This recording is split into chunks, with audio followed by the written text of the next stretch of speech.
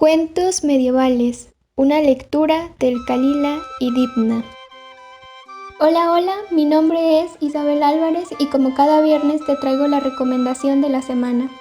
En esta ocasión realizaremos la lectura del cuento El sueño del religioso, relato perteneciente al capítulo 8 del famosísimo libro llamado Kalila y Dibna.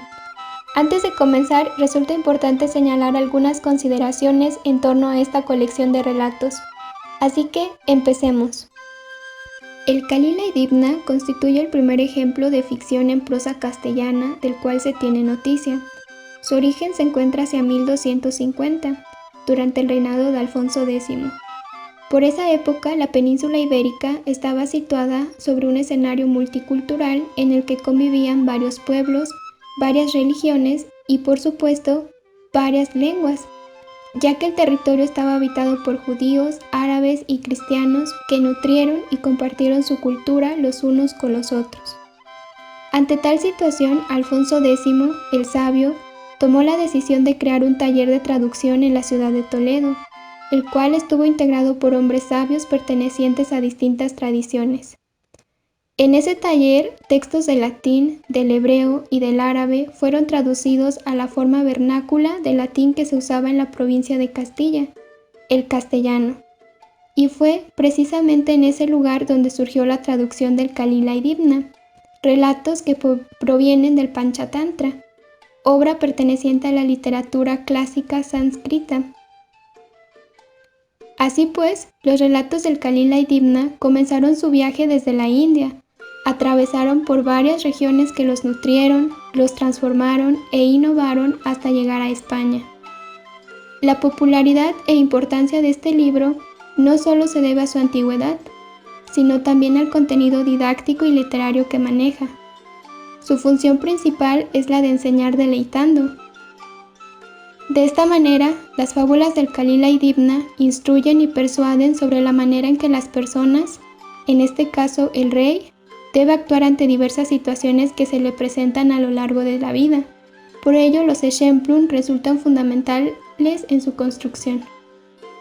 La estructura que maneja el Kalila y Dibna está guiado mediante el motivo oriental de las preguntas y respuestas que surgen entre el rey y un filósofo, las cuales dan paso a cuentos ejemplarizantes o exempla contados en otros cuentos, haciendo uso de la estructura de muñecas rusas o relatos enmarcados.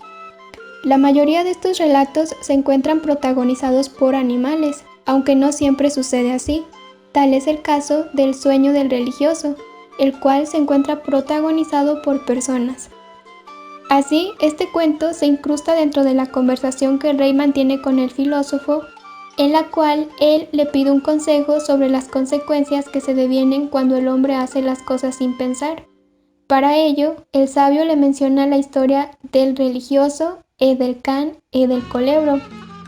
De esta forma comienza a referir la historia de una mujer y un hombre que vivían en la tierra de Jorgen. Allí la mujer queda embarazada y su esposo empieza a apresurarse con los planes que hará en un futuro en la crianza de su hijo, pues asegura que éste será varón.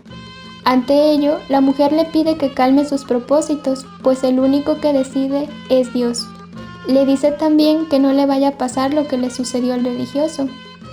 A partir de ese momento se encaja una nueva narración, la historia o exempla contada por la mujer con la intención de aleccionar a su marido. El sueño del religioso. Dicho la mujer, dicen que un religioso había cada día limosna de casa de un mercader rico, pan, miel, manteca y otras cosas de comer. Comía el pan y los otros comeres, guardaba la miel y la manteca en una jarra, colgóla a la cabecera de su cama, tanto que se hinchó la jarra, aqueció que encareció la miel y la manteca. Estando una vegada sentado en su cama, comenzó a hablar entre sí. He dicho así: venderé lo que está en esta jarra por tantos maravedís, compraré por ellos 10 cabras, empreñarse han, parirán a cabo de 5 meses. Hizo cuenta de esta guisa, halló que hasta 5 años montaban bien 400 cabras. Decí dicho: Venderlas compraré por lo que valieren 100 vacas, por cada 4 cabras una vaca. Y habré simiente, sembraré con los bueyes, aprovecharme de los becerros, de las hembras, de la leche. Antes de los 5 años pasados habré de ellas, de la leche, de la crianza, algo grande. Labraré muy nobles casas, compraré esclavos, esclavas. Esto he hecho, casarme con una mujer muy hermosa, de gran linaje, noble. Empreñarse ha de un fijo varón cumplido de sus miembros. Ponerle muy buen nombre, enseñarle buenas costumbres. Castigarlo de los castigos de los reyes y de los sabios.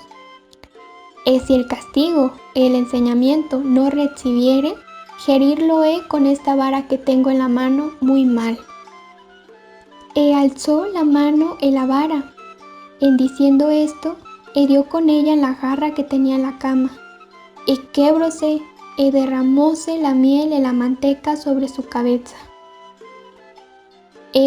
Tú, hombre bueno, no quieras hablar ni anasmar lo que no sabes que será.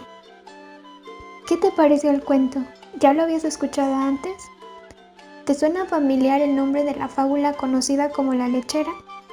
¿Qué tal el nombre de Félix María de Samaniego? ¿No? ¿Te parece si la escuchamos?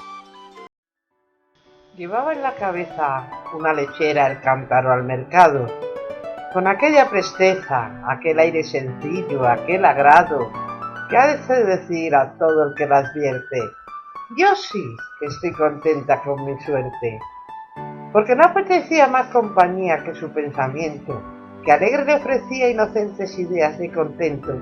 Marchaba sola la feliz lechera y decía entre sí de esta manera: esta leche vendida de cierto me dará mucho dinero, y con esta partida un canasto de huevos comprar quiero, que me dará 100 pollos que al estío me rodeen cantando el pío pío. Del importe vendido de tanto pollo mercaré un cochino, con bellota, salvado, berza, castaña, engordará sin tino, tanto que puede ser que yo consiga ver cómo le arrastra la barriga. Lo llevaré al mercado y sacaré de él un buen dinero.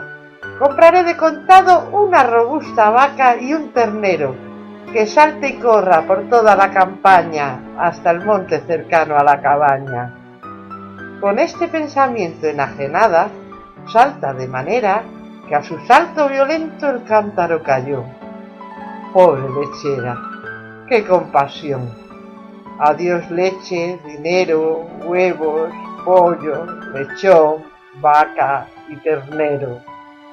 Oh loca fantasía, qué castillos construyes en el viento. Modera tu alegría, no sea que saltando de contento, al contemplar dichosa tu mudanza, quiebre tu cantarillo la esperanza. No seas ambiciosa de mejor y más próspera fortuna, que vivirás ansiosa sin que puedas saciarte cosa alguna. No anheles, impaciente, el bien futuro. Mira que ni el presente está seguro. ¿Qué tal ahora? ¿Reconociste mejor la historia? ¿No resulta sorprendente ver qué tan lejos han llegado los relatos del Calila y Dimna? Desde la España del siglo XIII, llegando hasta el siglo XVIII con Samaniego, escritor que además se dedicó a imitar a los grandes fabulistas como Esopo. ¿A poco no es asombroso ver la confluencia de historias tan similares en diversas regiones y en diversas épocas? Recordemos que al inicio mencionábamos que este cuento fue una traducción que provenía de la India y que se trasladó a la lengua que empezaba a nacer y a ganar terreno dentro de España, el castellano. Por ello, la pronunciación se escucha rara y la interpretación del primer texto, el cuento del sueño del religioso, nos resulta difusa. Pasemos a echarle un ojo a la escritura medieval que tuvo el relato y notemos los cambios de pronunciación presentes en el cuento. Tal vez eso nos aclare las dudas. Comencemos con el primer fragmento del cuento El sueño del religioso. Dijo la mujer: dicen que un religioso había cada día limosna de casa de un mercader rico, pan, e miel, e manteca, e otras cosas de comer. E comía el pan y los otros comeres, e guardaba la miel y la manteca en una jarra, e colgóla a la cabecera de su cama, tanto que se hinchó la jarra, e acaeció que encareció la miel y la manteca. Estando una vegada sentado en su cama, comenzó a hablar entre sí, he dicho así: venderé lo que está en esta jarra por tantos maravedís, y compraré por ellos 10 cabras, e empreñarse han, y parirán a cabo de 5 meses. Ahora bien, es importante mencionar que en el español medieval existían 7 fonemas, de los cuales 6 representan sonidos diferentes a los que se observan en el español actual. De esta manera se da un reajuste de sibilantes que se muestra en la siguiente tabla, donde solo se aprecian 4 de esos 6 fonemas existentes, los cuales están presentes en el fragmento del cuento leído.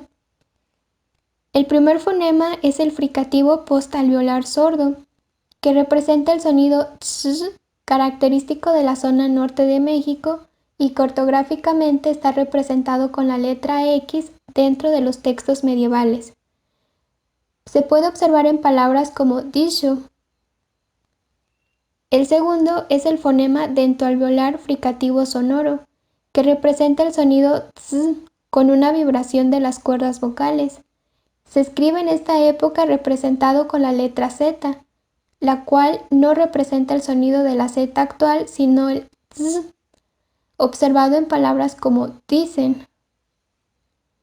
El tercer fonema es la fricativa postalveolar sonora, representada con la letra G ante vocales como la E o la I, y pronunciada como sh, tal como se observa en la palabra mujer.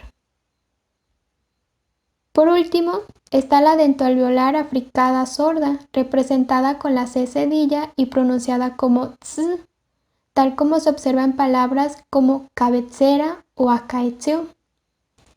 Asimismo, dentro del fragmento es posible observar otros fenómenos, tal como la aspiración de la fricativa labiodental sorda, la F, ya que en el latín medieval la F no se pronunciaba, sino que se aspiraba. Ejemplo de ello se encuentra en palabras como fincho, que se pronuncia como hincho, y fablar, pronunciado como hablar. Es importante mencionar que los cultismos no se aspiraban. Del mismo modo, en el español medieval existía una distinción entre la oclusiva bilabial sonora, B, y la fricativa bilabial sonora, V, diferencia que en el español no se usa y no se reconoce, pero que en el medieval sí. La diferencia que el español medieval señala recae en el modo de articulación entre estos dos fonemas. Otro fenómeno es las formas en las que se escribe el verbo haber, el cual no lleva la H incrustada al principio. Por eso se señalan palabras como había, sin H y escritas con V. Por último, es importante destacar la partícula et, en la cual la T ya no se leía. Se escribía por conservación de la ortografía del español medieval, pero no se pronunciaba. Ahora veamos el segundo fragmento del relato. Ejizo cuenta de esta guisa. Halló que hasta 5 años montaban bien 400 cabras. De sí dicho, venderlas he, y compraré por lo que valieren 100 vacas, por cada 4 cabras una vaca. E abre simiente, e sembraré con los bueyes, y aprovecharme he de los becerros y de las hembras, y de la leche. Y antes de los 5 años pasados habré de ellas y de la leche y de la crianza algo grande. Y labraré muy nobles casas, y compraré esclavos e esclavas. E esto hecho, casarme he con una mujer muy hermosa, y de gran linaje y noble. E empreñarse ha de un hijo varón cumplido de sus miembros, y ponerle he muy buen nombre. Enseñarle he buenas costumbres, y castigarlo he de los castigos de los reyes y de los sabios, E si el castigo, el enseñamiento non recibiere, herirlo he con esta vara que tengo en la mano muy mal. E alzó la mano e la vara en diciendo esto, e dio con ella la jarra que tenía en la cama, e quebróse e derramóse la miel e la manteca sobre su cabeza. Tú, hombre bueno, non quieras hablar ni jasmar lo que non sabes que será. Ahora bien, para este análisis nos limitaremos a mencionar los fenómenos nuevos que no aparecieron en el fragmento anterior. De esta manera hallamos los siguientes fenómenos. Las palabras que están marcadas en café, de esta y de ellas, son contracciones de la preposición de. La primera, de esta, es una contracción de la preposición de más un demostrativo. En el español actual esta contracción no se observa y tampoco es ortográficamente válida. La palabra de ellas es la contracción de la preposición de más el pronombre ellas y tampoco es observable en la escritura del español moderno. Con azul se señalan los verbos en pretérito imperfecto con terminación en ba. Siempre se escribirá con b mientras se trate de un verbo en pretérito imperfecto dentro del español medieval, pues la bilabial se pronuncia como fricativa, tal como se observa en montaban. Asimismo, es posible encontrar formas compuestas. Una de ellas las observamos en la siguiente forma: perífrasis de infinitivo más pronombre más forma abreviada de haber. La partícula e está en presente o imperfecto y algunos de los ejemplos que se observan en el fragmento son aprovecharme o casarme e. Por otra parte, resaltan a la vista dos palabras, cient y grant, en las cuales se hace la pronunciación de la oclusiva dental sorda T al final de la palabra, probablemente por grafía conservadora. Non y nin son adverbios negativos que en el español moderno significan no. Y por último, cabe mencionar la partícula omne, la cual es muy frecuente dentro de los textos medievales, significa hombre y es una forma muy cercana al latín, homine. Aquí también se presenta una ausencia de la H tal como ocurría con los verbos derivados de haber.